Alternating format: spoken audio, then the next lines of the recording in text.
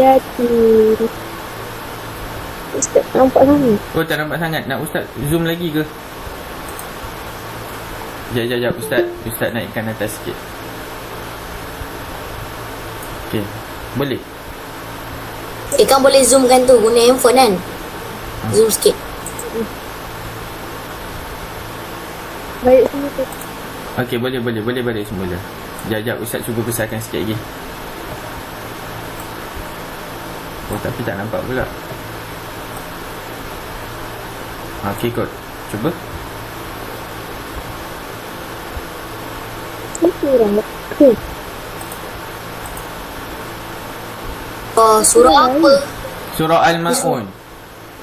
Wailul lah. Itulah wailul. Salah. Oh, Ya. dia tertukar. Ya Allah. Ni dia. Betul lah. Tadi wailul lisalin. Okey. Bismillahirrahmanirrahim. Ara'aital ladzi tukazzibu bid-din. Fazalikal ladzi yadu'ul yatim wala yahuddu ala ta'amil miskin fawailul musallin alladzina hum an salatihim sahun alladzina hum yura'un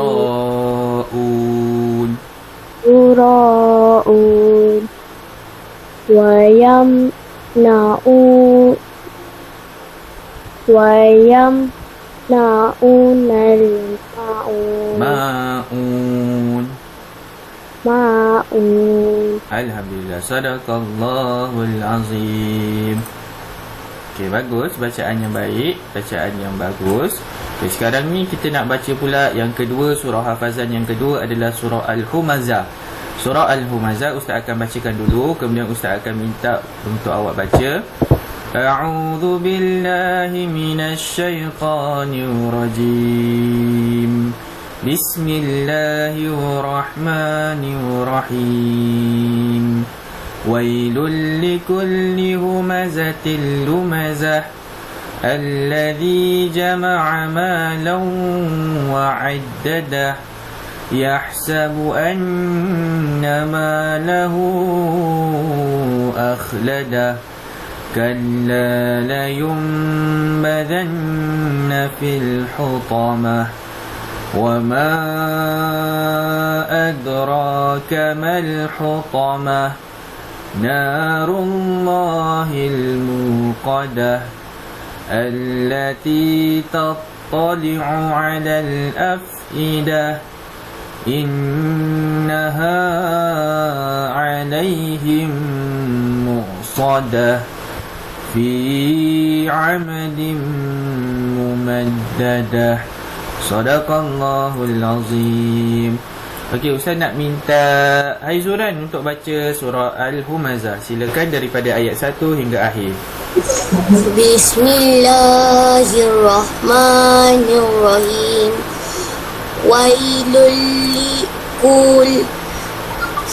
likulli humazah. Wailul habiskan. Okey, lagi.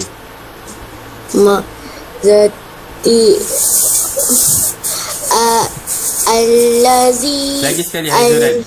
Wailul likulli humazatil lumazah. Wailul likulli humazatil lumazah allazi jama'a malan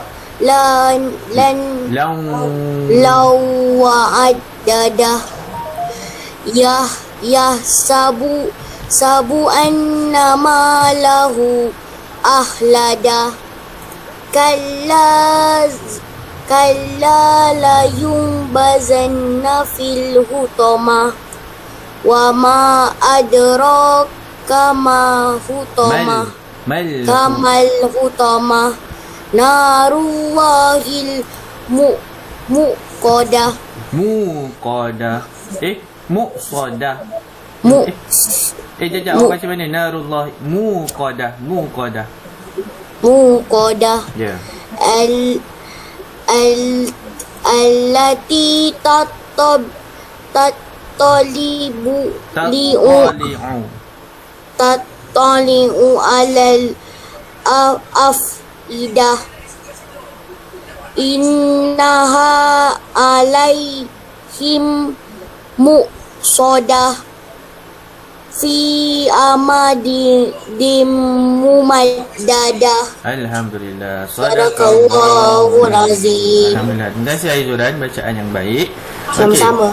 Sekarang ni Ustaz akan bacakan surah yang ketiga, iaitu surah Al-Qari'ah. Kemudian Ustaz akan minta untuk awak baca.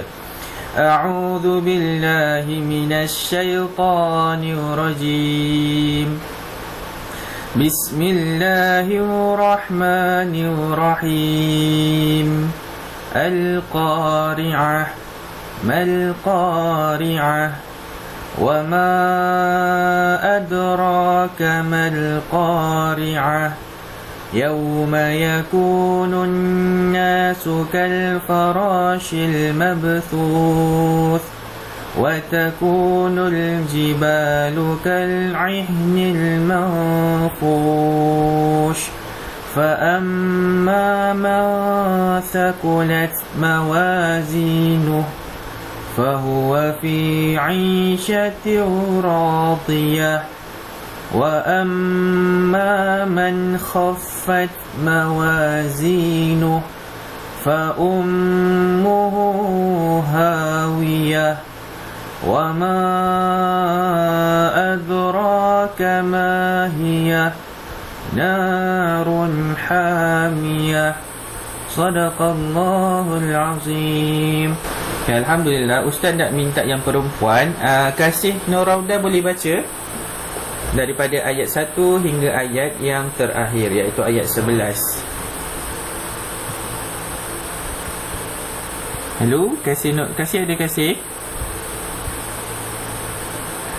Okey, tak boleh baca. Syafiq, boleh. Kalau tak, ada Syafiqah Najwa. Boleh Syafiqah Najwa? Enggak ada juga. Ustaz lain lambat. Okey, tak apa. Okey, Farish nak baca tak? Ustaz bantu sikit-sikit. Geling pula kepala dia. Okey, kalau gitu Syafiqah boleh Ustaz ya? Syafiqah, okey, Alhamdulillah. Okey, Syafiqah, silakan Syafiqah baca daripada ayat 1 hingga ayat 11. Okey, bismillah. Bismillahirrahmanirrahim. Al-Qari'ah. Mal-Qari'ah. Wa ma adraka mal-Qari'ah. Yauma yakunun nasu kal-farashil mabthuth. Wa takunul jibalu kal-ahnil manfush. Fa amma man thaqulat mawazinuhu fahuwa fi 'ishatin radiyah. Mawazinu. Ulang balik.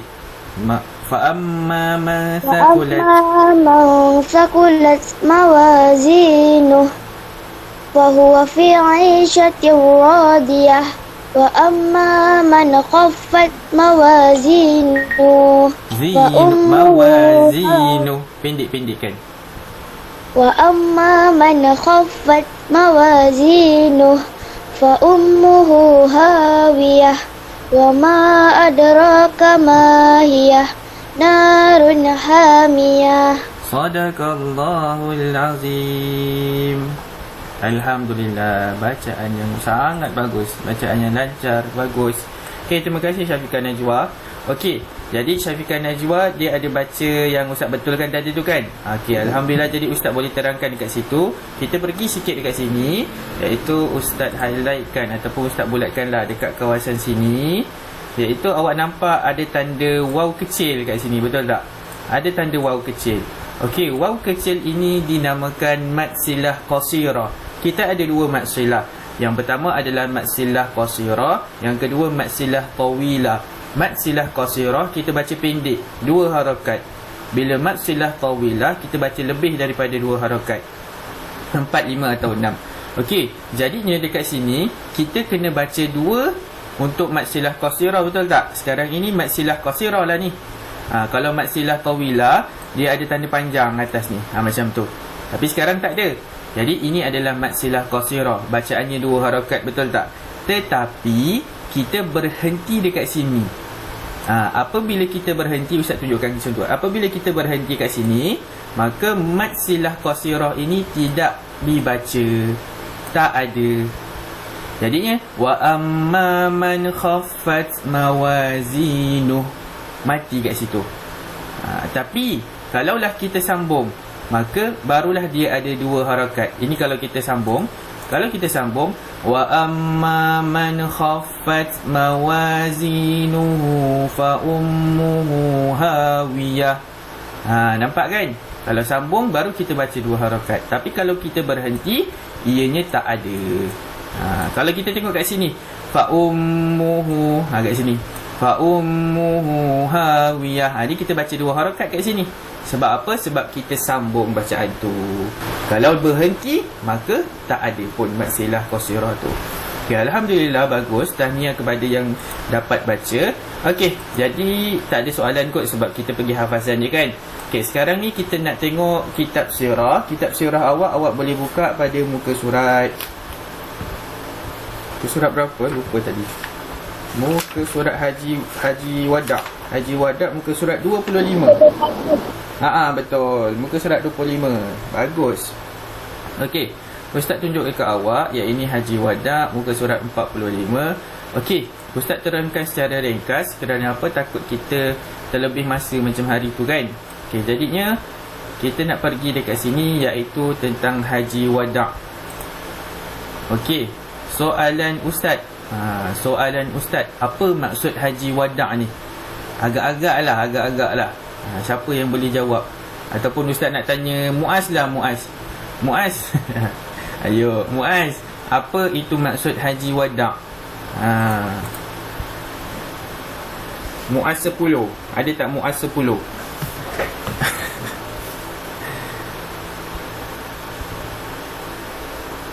Muaz senyap, maka tanda dia setuju. Tak. Okey, tak apa Muaz, tak apa. Ustaz yang jawab, okey, iaitu Haji Wada' ni apa maksud dia? Haji Wada' ini maksudnya haji selamat tinggal. Haji, Ustaz tulis kat sini, haji selamat tinggal. Kenapa dinamakan haji selamat tinggal? Nanti kita tengok kenapa ianya dinamakan haji selamat tinggal. Okey, sekarang ni kita nak tengok dekat bawah ni lagi, iaitu tentang pengenalan Haji Wada'. Jadinya Rasulullah SAW lahir di Mekah, betul tak? Rasulullah SAW lahir di Mekah. Kemudian setelah bertahun-tahun Rasulullah SAW berdakwah secara sembunyi, secara terang-terangan. Kemudian Rasulullah berhijrah daripada Mekah ke Madinah. Okey, selama mana ketika Rasulullah SAW berhijrah ke Madinah, ketika dekat Madinah, Rasulullah belum pernah mengerjakan haji di Mekah ataupun di Baitullah. Rasulullah pernah mengerjakan umrah beberapa kali. Tetapi ketika waktu 9 tahun tu Rasulullah berada di Madinah, maka Rasulullah belum pernah lagi mengerjakan haji. Dan pada tahun ke-10, selepas 9 tahun, pada tahun ke-10 Hijrah, Rasulullah mengerjakan haji, iaitu Haji Wada'. Kenapa dinamakan Haji Wada'? Kerana selepas Rasulullah mengerjakan haji tersebut, kemudian Rasulullah SAW pun wafat, meninggal dunia. Rasulullah dah mendapat beberapa tanda. Kemudian Rasulullah pun dah sampaikan kepada para sahabat bahawa haji yang dilakukan ni adalah haji terakhir bagi Rasulullah SAW. Jadi itulah dinamakan kenapa Haji Wada' adalah kerana haji ini dilakukan yang terakhir sebelum Rasulullah SAW wafat. Okey, kita nak tengok dekat sini. Ustaz highlight. Ustaz tulis nama ke? Nak tulis nama? Boleh tulis nama. Sebab alang-alang kan ni. Sebab tadi Ustaz tengok 17 orang. Lepas tu ni 16 orang. Okey, boleh. Sila tulis nama dekat dalam chat 16 orang ni. Tulis nama pendek biasa je. Macam Adriana tu. Okey, jadi sambil awak tengah tulis, Ustaz terangkan lagi, iaitu tentang Haji Wada'. Jadi Haji Wada' ni adalah pada tahun 9 Hijrah, Rasulullah SAW memerintahkan Sayyidina Abu Bakar untuk menunaikan ibadah haji. Okey, ini cerita sebelumnya. Ini cerita sebelumnya. Kita nak terus tengok dekat pengertian dulu. Okey, sini dia. Dekat muka surat 25 ni ada tulis dekat sini pengertian Haji Wada'. Jadi apa maksud Haji Wada' tadi tu yang Ustaz tanya Muaz tadi tu kan? Jadi Haji Wada' adalah haji selamat tinggal, iaitu haji terakhir Rasulullah sallallahu alaihi wasallam sebelum baginda wafat. So Ustaz sebut itu, Ustaz cerita tadi Haji Wada' ni adalah haji selamat tinggal. Kerana apa? Haji yang terakhir yang dilakukan oleh Rasulullah sebelum Rasulullah sallallahu alaihi wasallam wafat. Okey, kemudian selama 9 tahun Rasulullah berada di Madinah. Ni yang Ustaz cerita ni tadi. Selama 9 tahun Rasulullah sallallahu alaihi wasallam berada di Madinah, Rasulullah belum pernah mengerjakan haji lagi. Jadi inilah haji yang pertama yang Rasulullah lakukan. Bukan yang pertama dalam hidup Rasulullah, tidak. Masa Rasulullah dekat Mekah dah banyak kali dah Rasulullah buat haji. Tapi ketika mana Rasulullah berada di Madinah ni, selepas berhijrah kat Madinah, lepas tu 9 tahun sebelum ni Rasulullah belum ada buat haji. Jadi ini haji yang pertama. Kemudian haji ni haji yang terakhir sebelum Rasulullah SAW wafat. Okay, jadi kita nak tengok lagi pada muka surat seterusnya, muka surat 26. Okay, dekat bawah ni, jadinya apabila Rasulullah bagi tahu dekat para sahabat yang Rasulullah nak kerjakan haji, dan Rasulullah kata haji ini adalah haji yang terakhir untuk Rasulullah, maka para sahabat pun ada yang datang ke Madinah. Daripada jauh-jauh dia datang ke Madinah, dan seramai berapa orang yang ada ikut Rasulullah ketika itu, iaitu 114,000 orang sahabat berkumpul di Madinah dan berangkat menuju ke Mekah untuk melaksanakan ibadah haji dengan pimpinan Rasulullah. Dipimpin oleh Rasulullah. Jadi seramai berapa orang? Seramai 114,000 orang.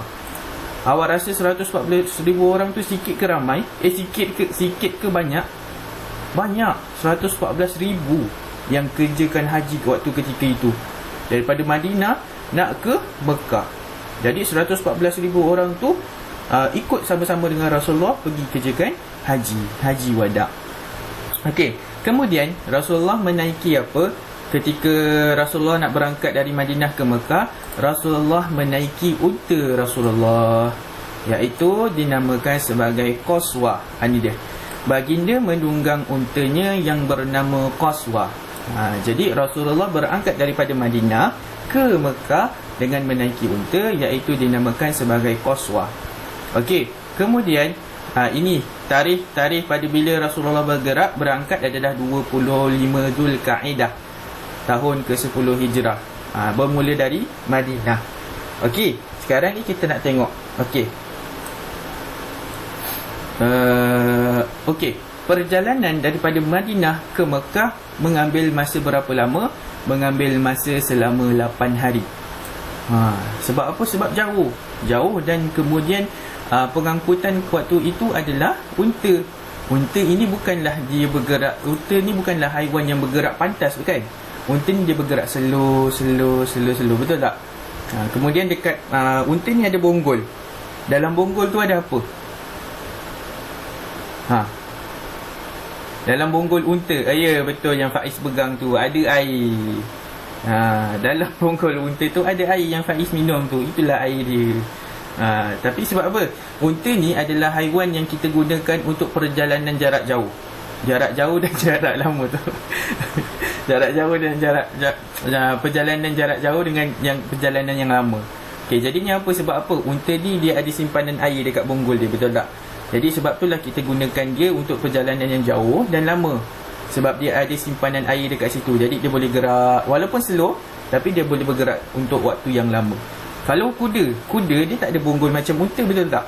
Kuda dia tak ada bonggol macam unta, maka dia tak ada tempat simpanan air. Jadi ni kuda ni dia akan bergerak laju dan dia akan cepat haus. Kalau dah dekat padang pasir, senang ke nak cari air? Susah. Tak ada tiba-tiba dekat tepi padang pasir tu ada mesin air, beli air tin, tak ada. Jadinya dekat padang pasir susah nak cari air. Maka unta ni adalah salah satu haiwan yang digunakan untuk pengangkutan dari satu tempat ke tempat dengan untuk perjalanan yang jauh dan lama. Itulah kenapa digunakan unta. Okey, kita pergi lagi dekat bawah ni. Kita nak cerita lagi tentang Haji Wada'. Jadi Rasulullah naik unta yang bernama Qaswa. Kemudian mengambil masa selama 8 hari. Kemudian berhampiran dekat Mekah. Rasulullah pun melakukan... Sekejap Ustaz, lag pula. Tak gerak.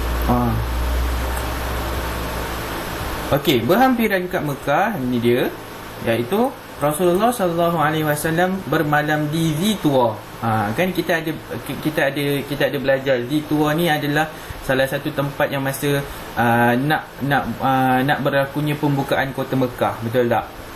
Kan, jadi dekat situ inilah tempat Rasulullah bermalam sebelum Rasulullah masuk ke Mekah. Jadi Rasulullah bermalam dulu di sini di Zitua. Jadi jarak dia berhampiran dengan Mekah. Dia belum masuk lagi kawasan Mekah. Tapi Rasulullah bermalam dulu di sini sebelum Rasulullah nak masuk ke Mekah. Kemudian Rasulullah mandi sunat serta solat subuh pada hari Ahad 4 Zulhijjah tahun 10 Hijrah. Ini apa yang Rasulullah buat. Ketika perjalanan tu, kemudian sebelum nak masuk Mekah, Rasulullah berhenti di Zitua.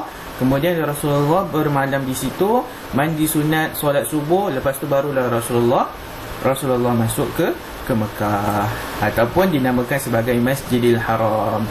Okey, kemudian apa lagi? Kemudian Rasulullah melakukan tawaf qudum, kemudian mengucup Hajarul Aswad. Jadi itu sebabnya kenapa orang nak mengucup Hajarul Aswad, sebab itu adalah sunnah.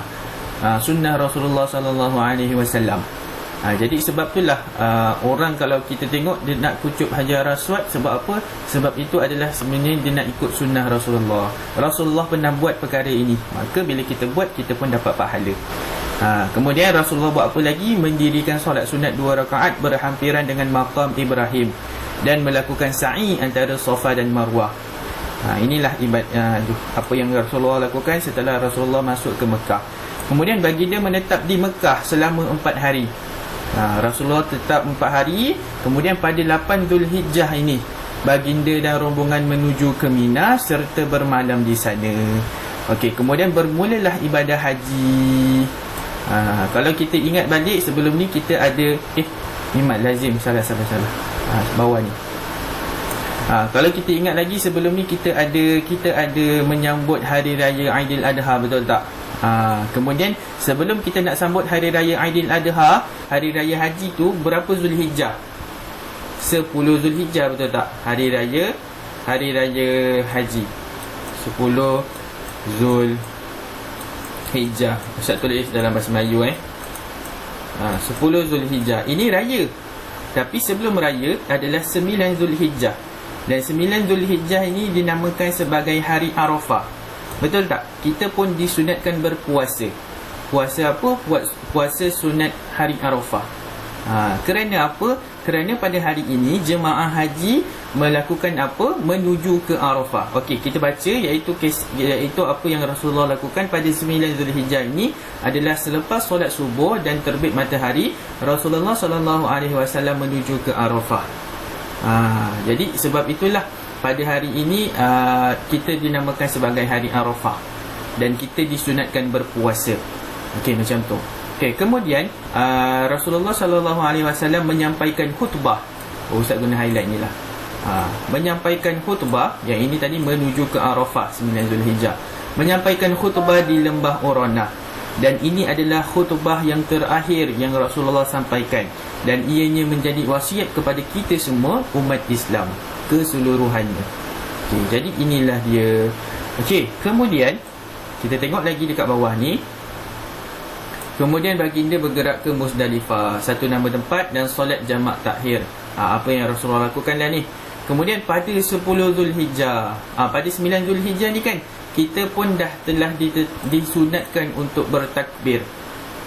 Kalau takbir kita Allahu Akbar, Allahu Akbar, Allahu Akbar, La ilaha illallah, Wallahu Akbar, Allahu Akbar, walillahil hamd. Betul kan? Kemudian kita pun bertakbir pada 9 Zulhijjah dah boleh dah. Okay, kemudian tapi kalaulah orang yang mengerjakan haji dekat sana, diorang tak disunatkan untuk bertakbir, tapi diorang disunatkan untuk bertalbiyah. Bertalbiyah tu macam mana? Iaitu labbaik Allahumma labbaik. Pernah dengar kan? Labbaik la syarika lak labbaik. Innal hamda wan ni'mata laka wal mulk la syarika lak. Saya harap kucing awak bahagia di sana. Oh, main chat. Ya Allah, patutlah. Okey. Okey, dengar dulu. Nanti kita berbual-bual, okey? Kita ada masa. Okey, sekarang ni habis dekat sini, iaitu pada 10 Zulhijjah pula, sebelum matahari terbit. Sebelum terbit matahari, Rasulullah sallallahu alaihi wasallam bergerak ke Mina dan melontar Jamratul Kubra, Jamratul Aqabah. Ini dia, Rasulullah melontar jamrah. Kemudian melakukan ibadah korban dan bercukur. Rasulullah ni adalah orang yang selalu buat korban. Setiap tahun Rasulullah ada buat korban. Dan pada kali ini, pada tahun ini, pada tahun ke-10 Hijrah ni, Rasulullah menyembelih sebanyak 63 ekor. 63 ekor banyak ke sikit? Banyak. 63 ekor unta sembelihan. Kemudian disambung pula oleh Sayyidina Ali bin Abi Talib. Sayyidina Ali dia sembelih lebihan daripada itu, iaitu sampailah genap 100 ekor unta. Maka Sayyidina Ali dia sembelih lagi 37 ekor. Tapi Rasulullah sembelih sebanyak 63 ekor unta pada waktu itu. Kemudian kita ada hari tasyrik, iaitu 11, 12 dan 13 Zulhijjah. Hari tasyrik ni adalah di mana kita haram berpuasa, betul tak? Okey, jadinya pada hari tasyrik ini pula Rasulullah melakukan apa? Iaitu Rasulullah melontar 3 jamrah, iaitu Jamratul Sura, Jamratul Wusta dan Jamratul Kubra. Ini semua awak akan belajar pada masa darjah 6 nanti. Awak akan belajar tentang haji. Jadi macam mana sa'i, macam mana Jamratul Sura, macam mana melontar jamrah ni macam mana. Nanti awak akan belajar pada darjah 6. Ini kita nak penerangan dulu. Kemudian pada 13 Zulhijjah Rasulullah SAW kembali ke Mekah untuk menunaikan tawaf ifadah macam tu. Kemudian bertolak balik semula ke Madinah. Selesai habis semua ibadah haji itu, Rasulullah pun bergerak semula ke Madinah. Okey, jadi ini dia ucapan talbiyah ni yang tadi Ustaz ada bacakan. Jadi Ustaz nak minta seseorang untuk membacanya. Yang ni iaitu bahasa yang bahasa Arab. Ustaz nak minta Farizuddin, boleh Farizuddin? Okey, sama-sama dah dengan Ustaz Farizuddin. Sila, halo Farizuddin. Saya tak tahu Ustaz. Okey, tak apa, sama-sama Farizuddin boleh. Ustaz baca sikit, Ustaz baca baris atas, awak pun ikut. Boleh? Okey, bismillahirrahmanirrahim. Labbaik Allahumma labbaik. Labbaik Allahumma labbaik. Labbaik la syarika lak labbaik. Labbaik la syarika lak labbaik. Innal hamda wan ni'mata laka wal mulk la syarika lak. Alhamdulillah. Oh, sedap suara Faris. Tahniah Faris, terima kasih. Okey, ada sesiapa lagi tak yang nak? Ustaz nak minta perempuan lah pula. Natra, boleh tak Natra? Okey Natra, nak Ustaz baca dulu ke awak ikut ataupun awak nak terus baca? Ustaz dulu. Ustaz dulu. Okey, Ustaz baca dulu macam tadi Okey, bismillahirrahmanirrahim. Labbaik Allahumma labbaik. Natara tak ikut pun? Sekejap Ustaz. Okey, kejap Okey, boleh. Labbaik Allahumma labbaik. Labbaik la syarika laka labbaik.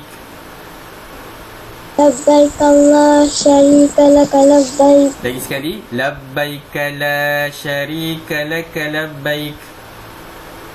Labbaik la syarika laka labbaik. Innal hamda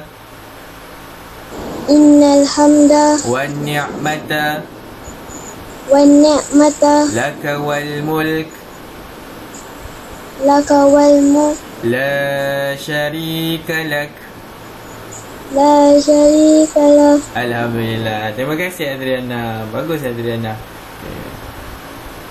Okey, jadi Ustaz bacakan maksud dia. Apa yang kita biasa dengar jemaah haji baca ni, jemaah kita bila kita buka TV Al-Hijrah, kita tengok jemaah haji dia laungkan ucapan talbiyah ni kan. Jadi apa maksud dia? Maksudnya adalah aku datang menyahut panggilanmu, aku datang menyahut panggilanmu. Tiada sekutu bagimu, aku datang menyahut panggilanmu. Sesungguhnya segala puji, nikmat dan kekuasaan adalah milikmu. Tiada sekutu bagimu. Itulah maksudnya yang diucapkan oleh jemaah haji ketika dia melafazkan talbiyah tersebut. Okey, jadinya selesai dekat sini. Kemudian ini adalah tentang khutbah Hajjatul Wada'. Iaitu ketika Rasulullah berada di Arafah, di lembah Uranah tempat itu. Kemudian Rasulullah sampaikan khutbah kepada 114,000 jemaah haji lah kat situ, iaitu para sahabat. Kemudian ketika berada di lembah Uranah, ni Ustaz highlightkan, di lembah Uranah di padang Arafah pada 9 Zulhijjah tahun 10 Hijrah, maka baginda pun menyampaikan khutbah. Dan ini adalah wasiat terakhir kepada kita semua daripada Rasulullah sallallahu alaihi wasallam. Okey, setelah itu kita pun nak tengok dekat sini, iaitu apa yang Rasulullah kata dalam khutbah tersebut. Apa ringkasan khutbah, apa ringkasan kandungan khutbah haji wada'. Jadi yang pertama kita ambil dua dululah. Kita ambil dua je. Jadi yang pertama adalah setiap manusia secara peribadi bertanggungjawab atas segala tindakannya. Ini yang Rasulullah sampaikan di dalam khutbah tersebut. Jadi Rasulullah kata apa? Kita ni akan dihitung berdasarkan apa yang kita buat. Kalau banyak yang kita buat amalan, kebaikan, maka itulah yang kita akan dapat ganjaran, pahala. Tetapi kalaulah jika kita melakukan banyaknya perkara maksiat, perkara yang melibatkan dosa, maka kita akan mendapat azab daripada Allah. Maka setiap apa yang kita buat, walaupun benda tu sekecil-kecil perkara, sekecil seperti zarah, maka perkara itu akan dihitung oleh Allah Subhanahu Wa Taala. Walaupun kita nampak benda tu remeh je, tetapi benda tu adalah dosa, maksiat, maka kita akan mendapat dosa dan azab daripada Allah jika kita tidak bertaubat. Okey, yang kedua, iaitu keselamatan jiwa dan harta benda menjadi syarat penting dalam membawa kemakmuran dan ketenteraman. Maksudnya dekat sini kita keselamatan jiwa dan harta benda ni maksudnya apa? Keamanan dari segi kita punya undang-undang, keamanan daripada kehidupan kita. Kita kena hidup tolong-menolong dengan orang lain, kita hidup dengan berbaik sangka, kita hidup dengan perkara-perkara yang baik, perkara-perkara yang murni dengan orang lain. Kalaulah kita ini ada sifat hasad dengki, maka kita akan selalu nak orang tu berada dalam keadaan susah, betul tak? Kita dengki dengan kawan kita, jadi kita nak tengok kawan kita tu merana. Elok ke macam tu? Tak elok. Maka jiwa kita ni berada dalam keadaan yang kotor, jiwa kita ni berada dalam keadaan yang tidak selamat. Jadi kalau jiwa kita ni berada dalam keadaan yang bersih, kita nak tengok keadaan kawan kita tu dia happy, dia seronok. Kalau dia ada hari jadi, kita pun bagi hadiah dekat dia, kan? Ustaz dia tengok story lah. Jadinya apa? Kita nak menggembirakan kawan kita, kita nak menggembirakan orang lain. Dengan apa? Dengan perbuatan baik kita. Okey. Jadi itulah antara Ustaz bacakan 2 sahaja, iaitu daripada khutbah yang terakhir daripada Rasulullah sallallahu alaihi wasallam.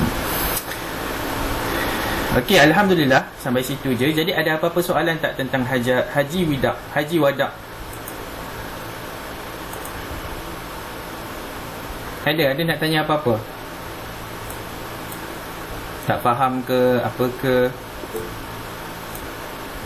Oh, ada nak masuk ke? Tak ada. Tak ada.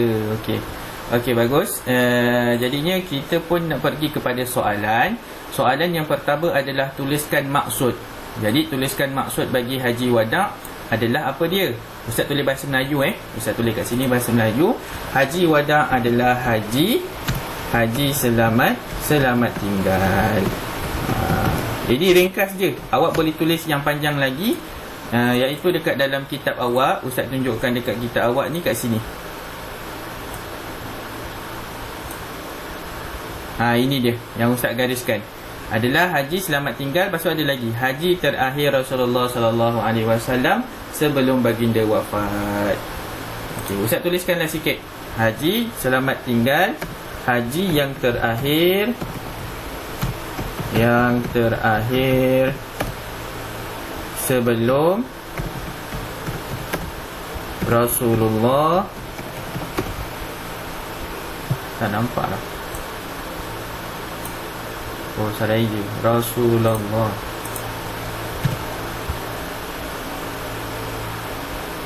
Rasulullah sallallahu alaihi wasallam wafat.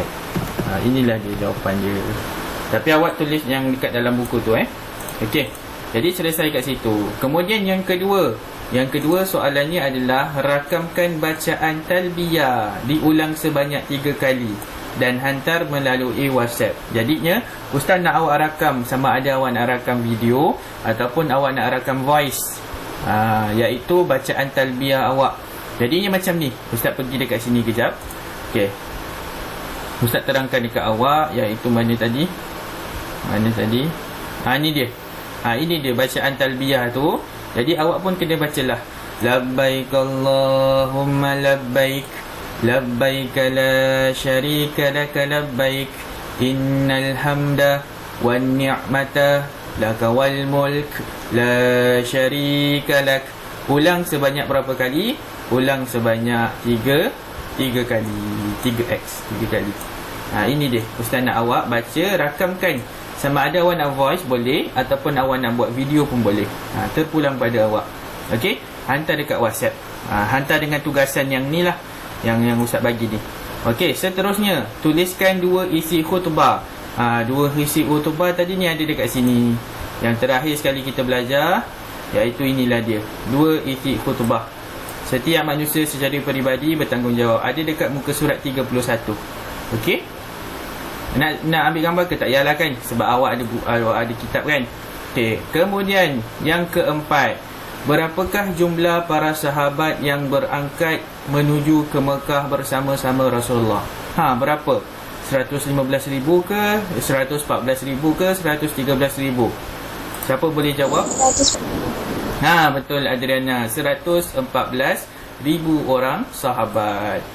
Ada yang sendiri, ada yang dekat Madinah, dan ada yang bukan berada di Madinah. Mereka datang ke Madinah berkumpul kerana mereka mendengar, kerana mereka nak ikut apa yang cara Rasulullah mengerjakan haji.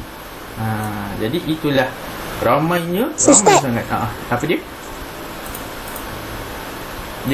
Faiz. Jawapan bagi nombor 2 apa? Jawapan bagi nombor 2 ini, rakamkan bacaan talbiyah.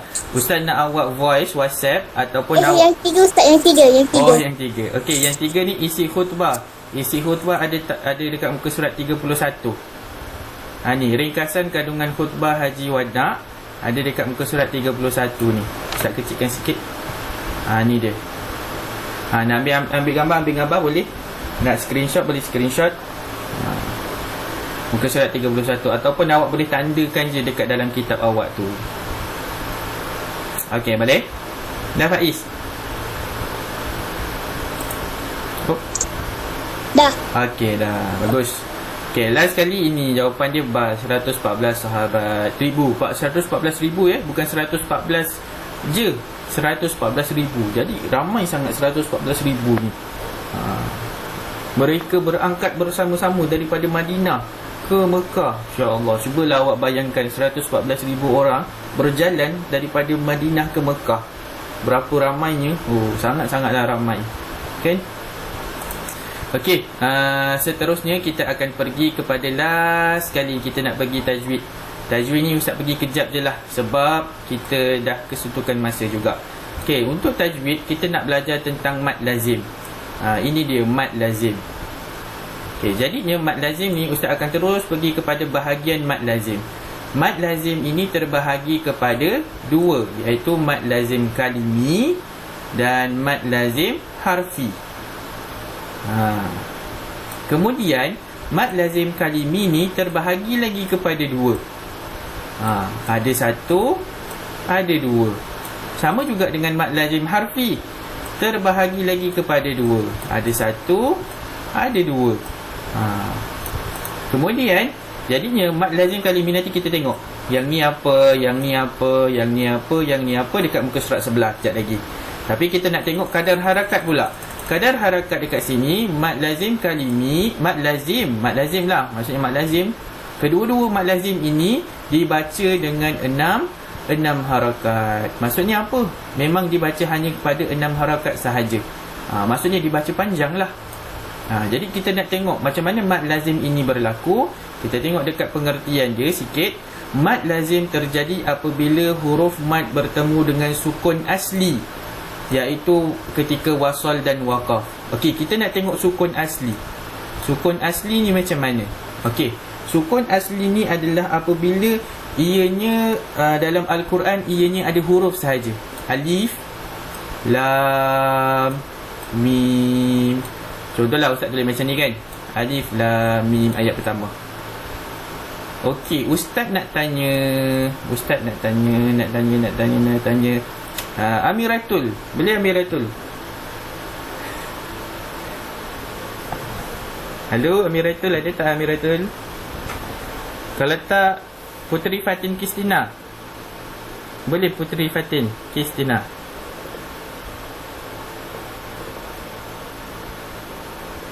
Ustaz. Okey, Puteri Fatin Kristina. Kalau panjangnya Ustaz panggil Puteri. Ustaz nak tanya, kalau lah dekat sini kan Ustaz tulis alif, lam, mim. Ada 3 huruf, betul tak? Alif, lam dengan mim. Okey, Ustaz nak tanya Puteri, alif ni baris dia apa? Alif ni baris dia apa? Baris dekat alif. Ataupun baris tak ada. Tak ada baris kan? Lam ni ada baris tak? Lam Ada. Lam ada baris? Ada. Baris apa? Ni baris ni Baris panjang. Baris panjang. Okey, mim pula baris apa? Mim tak ada baris. Mim tak ada baris. Okey, terima kasih Puteri. Okey, jadinya okey, jadinya Tania juga dah jawab, bagus. Okey, tapi Ustaz nak betulkan, alif ni betul. Alif ni tak ada baris, tapi kita panggil alif ni sebagai sukun asli. Maksudnya tak ada baris, maksudnya dia berbaris sukun. Baris dia mati, sukun asli. Tapi bila sukun asli, kita tak sebut dengan mati. Kita akan sebut huruf dia, alif. Macam tu. Okey, untuk lam sebenarnya pun tak ada baris. Ini bukan baris panjang, ini bukan baris tau panjang ni. Panjang ini adalah tanda bahawa kita kena baca dengan panjang. Kalau baris hanya ada baris atas, bawah, depan dengan tanwin. Itulah baris.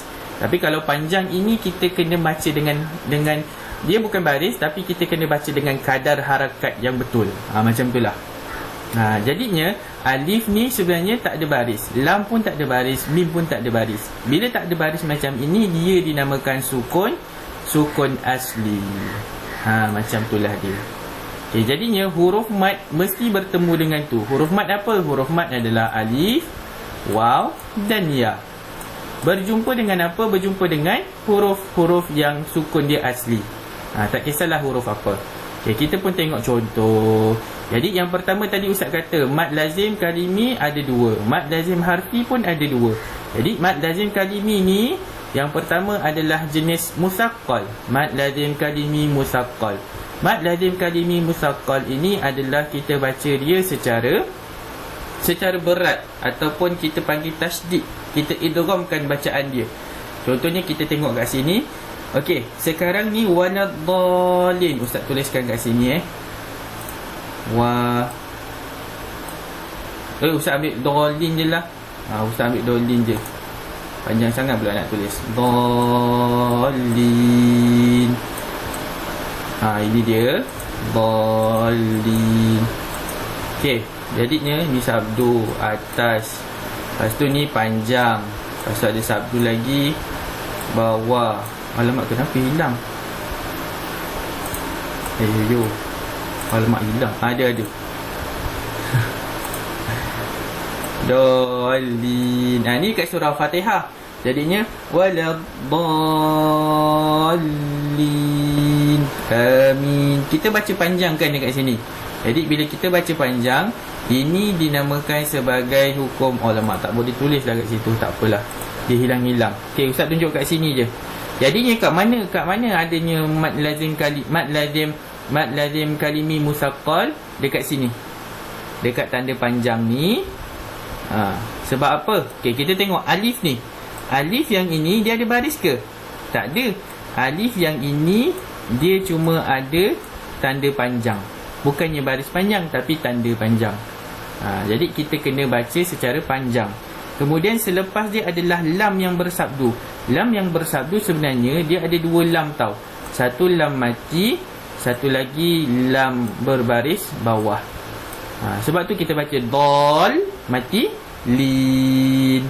Ini sebenarnya digabungkan menjadilah sabdu. Lam mati dengan lam ni, kedua ni dia jadi sabdu tasydid. Jadi kita pun baca dallin. Amin, macam tu. Okey, itu contoh dia. Kita tengok contoh yang kedua. Jadi contoh yang kedua adalah dekat sini. Ustaz tandakan merah. Contoh yang kedua adalah kat sini. Boleh. Kat sini boleh. Kat sini. Jadi kat sini ada huruf mad, iaitu huruf alif. Alif dia ada tanda panjang. Dia ada baris ke? Tak ada baris. Maka ini dinamakan sukun asli. Sukun asli. Okey, ini sukun asli. Kemudian sebelah dia adalah huruf jim. Jim yang bertasydid, yang ada sabdu. Maka jim yang bersabdu sebenarnya jimnya jim mati. Kemudian jim yang kedua adalah jim berbaris depan. Itu yang kita akan baca atuhajju. Ini jim mati, atuhajju kan? Jun. Jadi bacaannya adalah qala atuhajjuni. Ada 2 kat sini kan. Okey. Seterusnya kita nak tengok mad lazim kalimi mukhaffaf. Mukhaffaf ni maksud dia ringan. Mad lazim kalimi yang dibaca ringan. Kenapa dibaca ringan? Sebab dianya tak ada tasydid, tak ada sabdu macam yang ini. Yang ni ada sabdu. Okay, kita tengok contoh yang bawah. Jadi contoh yang dekat sini adalah cuma ada ni je tahu kalimah dalam Al-Quran yang dibaca secara mad lazim kalimi muhaffaf. Jadi kita tengok alif dulu kat sini. Okey, alif yang adalah sukun asli. Atas dia ada tanda panjang. Sebelah dia adalah huruf lam. Lam ni pun sukun asli. Sebab apa? Dia bertanda mati. Jadinya kita nak baca macam mana?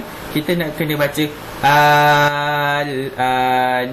Kita tak ada baca al-an, tak. Kita tak tasydidkan kat situ. Kita tak idghamkan.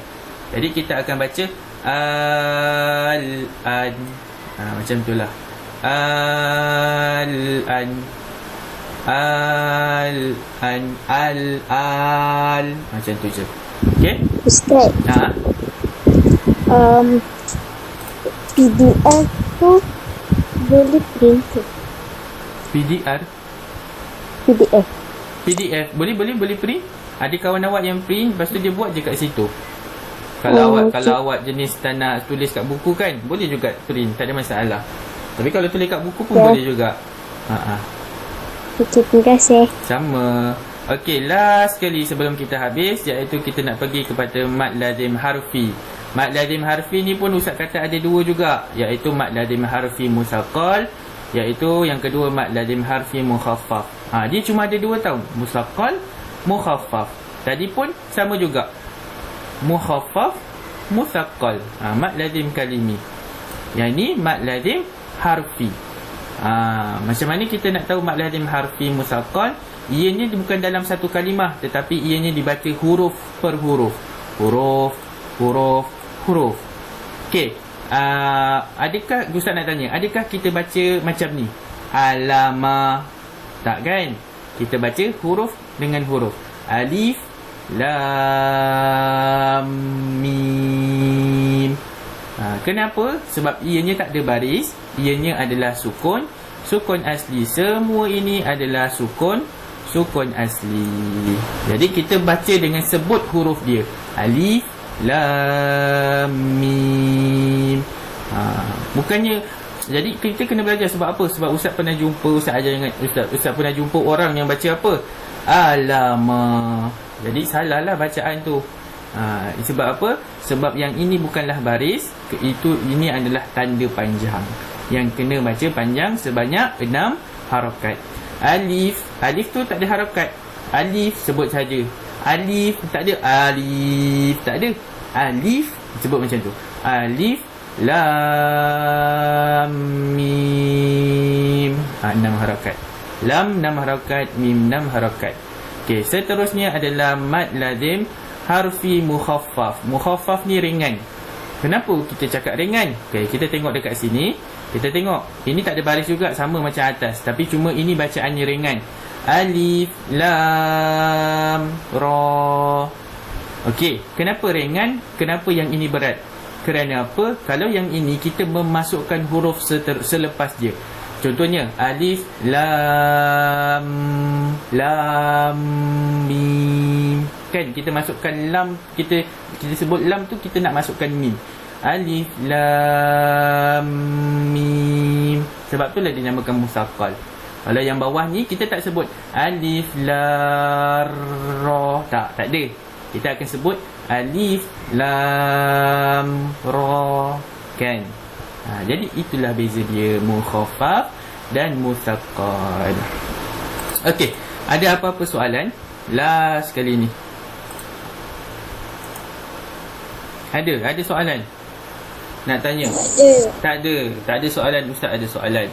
Jadi soalan yang pertama, mad lazim terbahagi kepada berapa bahagian? 4 ke 3? Bahagian Berapa?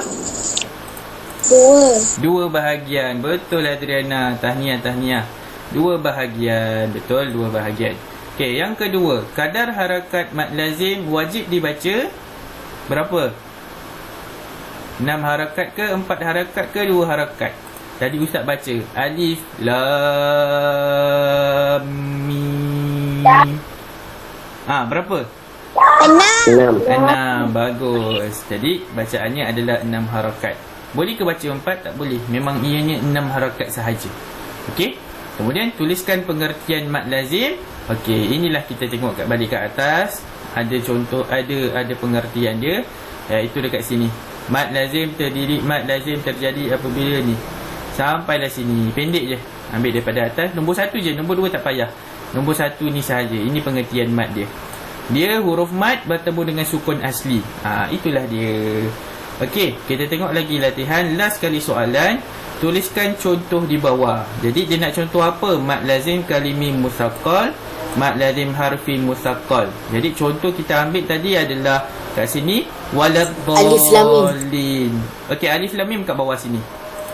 Alif lam mim kat sini. Alif lam mim kat sini. Yang ini waladdallin. Waladdallin.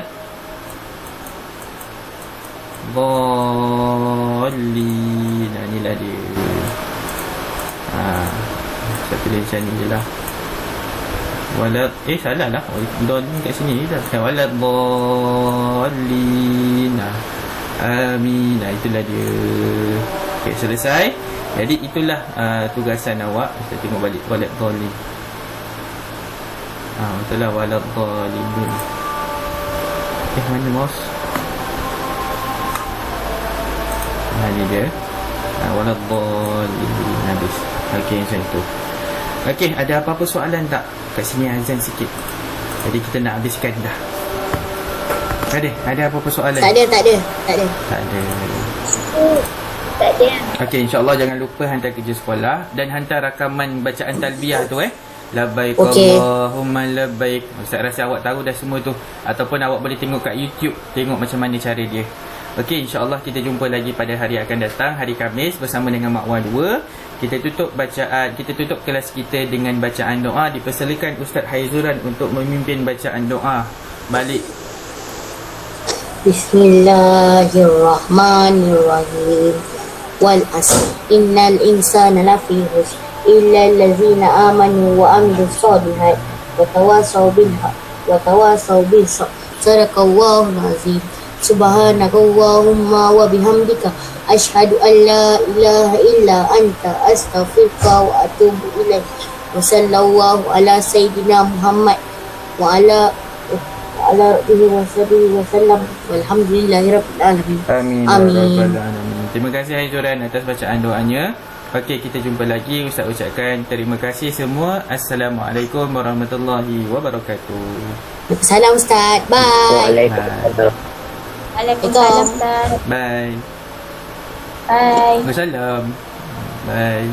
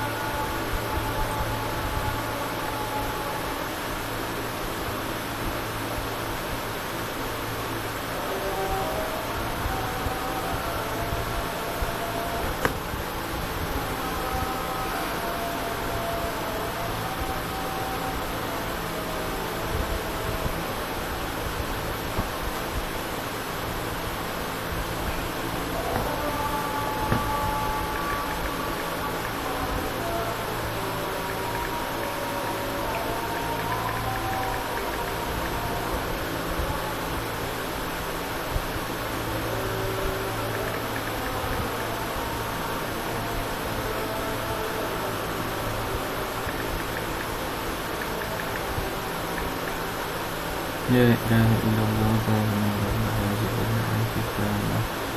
Assalamualaikum.